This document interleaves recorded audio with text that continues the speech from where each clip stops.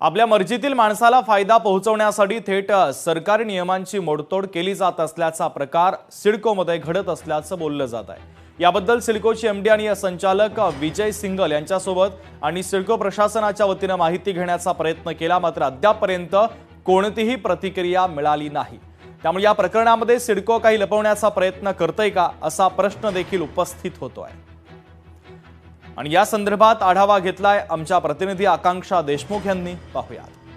आपल्या मर्जीतील माणसाला कॉन्ट्रॅक्ट मिळावं यासाठी सिडकोच्या टेंडर्समध्ये काही फेरफार करण्यात आला असल्याचं बोललं जात आहे आणि हे प्रकरण सध्या समोर आलेलं आहे। आपण पाहू शकता की समोर सिडकोचं हे जे ऑफिस आहे याच ठिकाणी अनेक प्रकारे जी कॉन्ट्रॅक्ट्स असतात किंवा जे कामं असतात ते निघत असतात। मात्र आता कुठेतरी नवी मुंबईतील विमानतळाजवळ असलेल्या कुंडे वहाळ या ठिकाणी जी सेंटर ऑफ एक्सलन्स अंतर्गत आंतरराष्ट्रीय एज्युसिटी हे तयार होत आहे आणि त्यासाठी 2 टेंडर्स काढण्यात आले होते। मात्र सुरुवातीला ऑक्टोबरमध्ये एक टेंडर होता त्यामध्ये रद्द करण्यात आला, अचानक प्रशासकीय कारण देण्यात आलं त्यासाठी, आणि त्यानंतर पुन्हा लगेचच काही दिवसात दुसरा टेंडर काढण्यात आला आणि त्यामुळेच कुठेतरी हा जो टेंडरचा विषय आहे तो चर्चेचा विषय बनलेला आहे। पाहायला गेलं तर आता या संदर्भात लोकशाहीने हा मुद्दा उचलून धरला होता। त्यानंतर सिडकोचे अधिकारी असतील किंवा एमडी असतील विजय सिंगल यांच्याशी संपर्क साधण्याचा प्रयत्न केला, मात्र त्यांच्याकडनं कोणतीही माहिती उपलब्ध झालेली नाही आहे।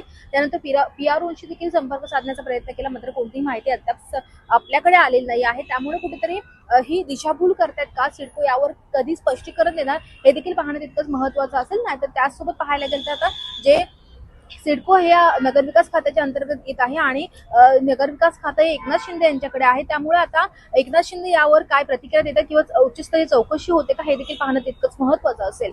व्हिडिओ जर्नलिस्ट सुनीलसह मी आकांक्षा देशमुख, लोकशाही मराठी, नवी मुंबई। तर कंत्राटदाराला खुश करण्यासाठी नियमांची मोडतोड केली जाते का हा सवाल देखील आता या निमित्तानं उपस्थित होतो आहे। या संपूर्ण प्रकरणामध्ये सिडको काही लपवण्याचा प्रयत्न करते का अशी शंका सुद्धा येते।